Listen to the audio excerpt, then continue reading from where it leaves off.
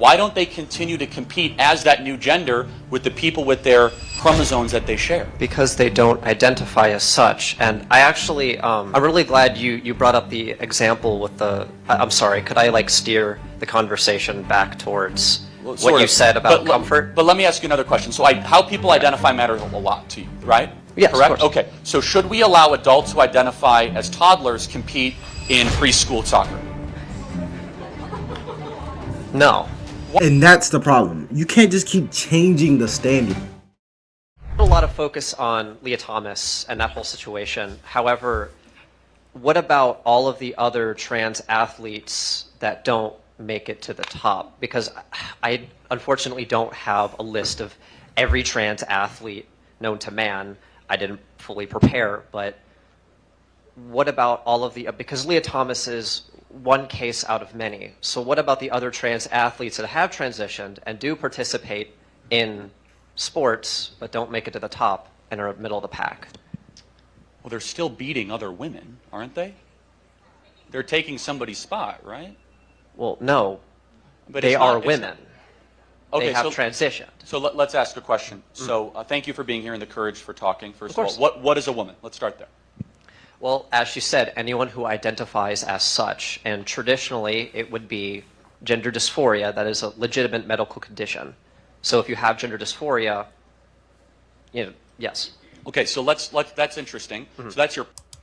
I don't really understand the saying that it's anyone who identifies, because you can if that's your definition of it, you can identify as something new every day.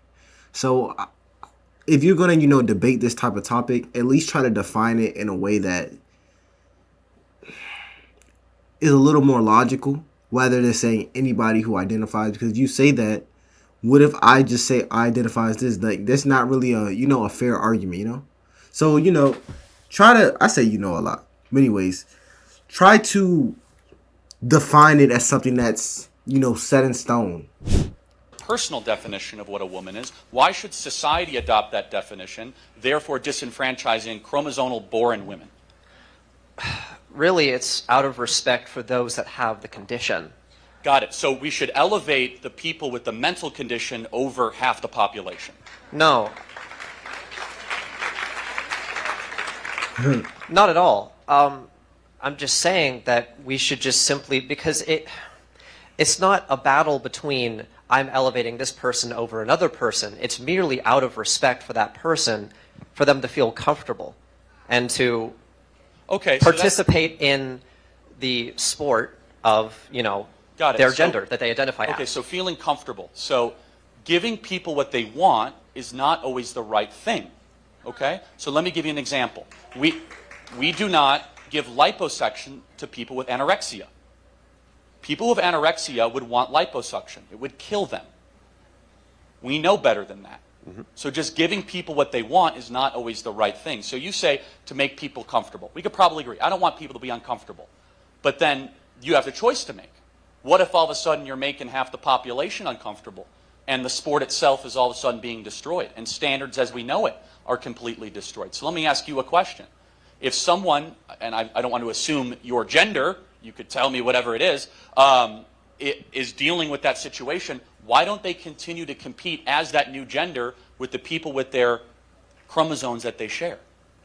Because they don't identify as such. And I actually, I'm really glad you brought up the example with the, I'm sorry, could I steer the conversation back towards what you said about comfort? But let me ask you another question. So how people identify matters a lot to you, right? Yes, correct? Of course. Okay, so should we allow adults who identify as toddlers compete in preschool soccer? No. Why? And that's the problem. You can't just keep changing the standard, because he asked a good question. He said, based off of your definition, should we allow adults who identify as toddlers participate in their sports? And the young person said no. But based off of your definition of what a woman or man is, you said it's what they identify as. The reason I have a problem with what he said is because that definition leaves it open for debate. This is not even about whether you agree or disagree with them. It's about when you have these weird definitions, you're kind of basing it off of the premise that nobody's going to take advantage of this rule. And obviously, we live in a society where that is 100% false. People will take advantage of anything that they can take advantage of, some people. So when you say, well, if you identify as this, then yeah, you can do it. Somebody is going to hear that and think, okay, I can participate against kids now. I can go to school now, even though I should have graduated 10 years ago. I can go in a woman or a boy's bathroom now. That's the problem. That's a real problem. We need this type of legislation to avoid having the creeps go loose. We need it, man. Or the people who just want to take advantage of life. We need this type of legislation. It is extremely important. It is crucial. So when you define things, you have to have a very specific definition. They identify as a child. We want them to be comfortable. No, because that's not a legitimate mental. It absolutely is. No. That's a real thing. Having people think that they're in a different body is a real thing. People think that they're dogs. People think that they're cats, and some people think they're children still. They never grow out of it. It's a legitimate mental condition. So shouldn't we accommodate fully grown 50-year-old men who want to play t-ball? Well, no, because they require a different treatment plan, and this is what I wanted to steer back to. Really? Yes, Okay. I wanted to steer back towards what we talked about with comfort. It is shown, and this is legitimate, those who transition and are treated as the gender that they identify as mentally improve unbelievably, and it is absolutely true. So I hate to break it to you. They're more likely to commit suicide. There's a huge community called Transition Regret. I encourage you to look at it. It has 27,000 members on Facebook of people who make the chemical castration decision to transition, and that's an irreversible decision. It's a growing group of people that say, I was sold a complete bill of goods here. And so, that really is the question, which is, if it's irreversible, and you're citing some study that, honestly, the data shows exactly the opposite, is that they're more likely to commit suicide, more likely for self-harm, all these sorts of things. What is the proper way to treat it? As I said, the study has not been disproven. The reason that the suicide rate is so high is because they are bullied for who they are. I have seen it this is nonsense. in school, and this is a truth. And you know why I know it's nonsense? Because every single person in this room disagrees with you fundamentally and is treating you incredibly respectfully tonight. That is a pile of garbage. I know it's a pile of garbage. Of course. And so... Yeah, just because you transition doesn't automatically mean you're going to get bullied. And trying to equate that type of rating or that death rating to, you're just trying to minimize it to, maybe they're just getting bullied. For one, it's kind of insensitive because all types of people get bullied, for one. Just because you transition doesn't mean you're more prone to get bullied in a natural situation. You can get bullied for literally anything. And people who get bullied, it doesn't automatically mean, you're just going to off yourself. No, it's not. That's not how it works, man. But if the data goes against what you're saying, you can't just change around the data to support your argument. You have to at least come with some sort of statistics or facts to back up what you're saying. You can't just be like, well, maybe it's just because they get bullied. They're not the only people who get bullied. They're not the only people who allegedly get bullied, man. You have to have some type of evidence. Some type, man, because I'm really trying to listen to you, but you're not really making any sense in my eyes. So instead, and I'll be honest, it's the people that are in those positions that end up becoming the bullies themselves, that kick me off of Twitter. That's, and no offense, but kind of your team is the one that's super offended that I used a name that Levine used to have. Who's the bully in this situation? Well, it's disrespectful to do that because she identifies as a woman. And it is just disrespect. That is why I can't speak for everyone else. I can only speak for myself at the end of the day, right? And it's just disrespectful. And it is not right to call Leah Thomas her dead name.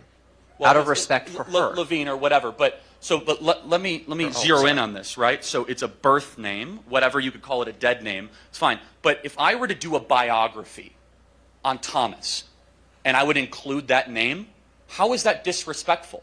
Isn't that, like, let's take your argument at face value. Wouldn't that be a journey of transition, a courageous movement towards who you really are? Like an uplifting kind of sort of story and saga from the man I used to be and the woman I am now? How's that disrespectful? Oh, well, And this is the, y'all, I'm in school right now, and this college student, I've never had classes with people like them. I'm not even gonna lie, I don't even know the gender. So I'm gonna just keep it at that. I'm just saying them to be as respectful as possible. I'm in engineering school, so these type of debates were never brought up to me ever. But just because I'm in engineering school doesn't mean we don't debate. We do debate, but the difference is our debates or our challenges. You have to prove them. You can't just say stuff. You have to have a stack of proof to prove why you're saying this. You can't say anything. You can't say red equals blue because it obviously doesn't. You have to give some answers. You can't say 1 + 1 = 15. There has to be some proof.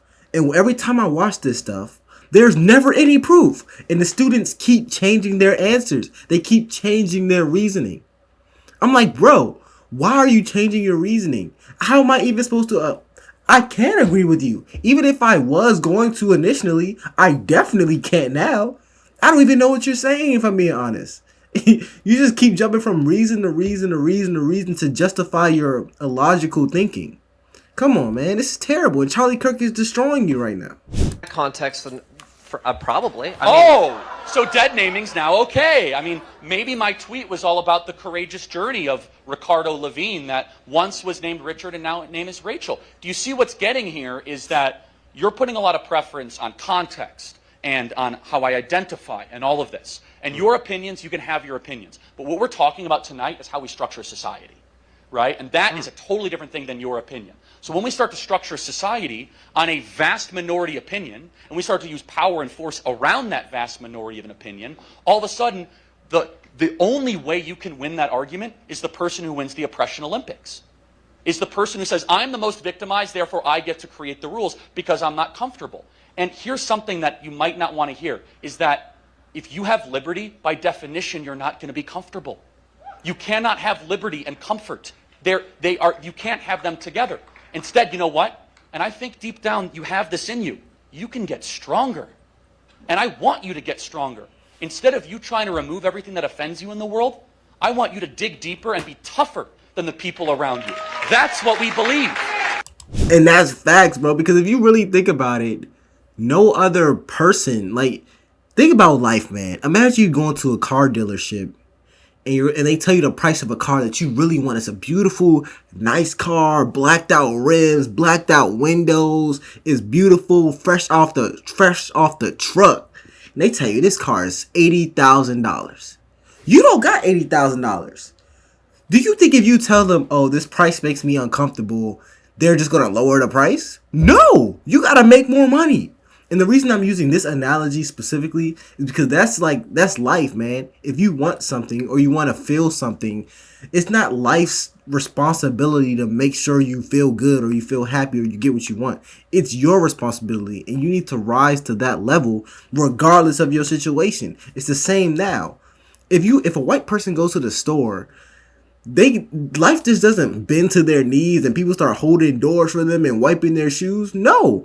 They're regular people. It's just what it is. If a black person goes to the store, it's the same thing. Life doesn't bend to your needs. It just doesn't happen.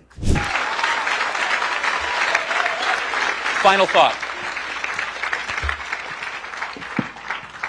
Final thought. Yeah. Oh, final thought. Sorry. Trying to think of a final thought. At the end of the day, like, no hate towards you. I respect your opinion. Of course, like, I'm not here to, cause a fight or an intense argument. I'm just saying I disagree. And there is no oppression Olympics. All that, we want is simply just recognition and respect. That's really it. Well, look, Truthfully. here's the thing, is that that's what you want, and individually, I think I've given that to you, but here's where I draw the line. I'm not going to restructure society on something I know that's not true.